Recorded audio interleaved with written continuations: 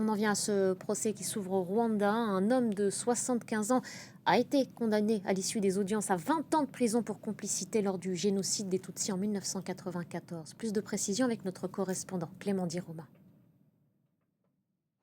Les chefs d'accusation de crimes de génocide et de crimes contre l'humanité n'ont pas été retenus contre Venant Rutunga. L'homme de 75 ans a cependant été condamné à 20 ans de prison pour complicité de génocide par des juges rwandais. En 1994, Rutunga était directeur dans l'Institut de recherche au sud du pays. Les juges lui reprochent d'avoir guidé des miliciens Hutus et des gendarmes jusqu'à son institut, où ces derniers ont assassiné au moins 1 millier de Tutsis qui s'y étaient réfugiés.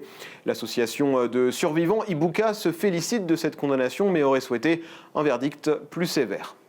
La condamnation à 20 ans de prison, alors que le parquet avait exigé la condamnation à perpétuité.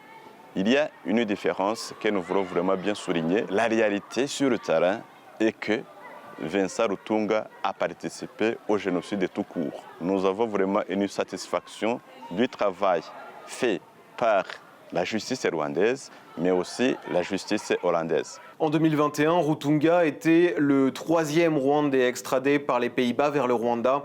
Des associations demandent aussi aux autres pays occidentaux de suivre cet exemple et de procéder à l'arrestation et au jugement de présumés génocidaires encore en fuite. Kigali a émis plus de 1000 mandats d'arrêt internationaux à ce jour contre des suspects. L'avocate de Venant Rutunga a évoqué une possibilité d'appel pour son client qui avait plaidé non coupable.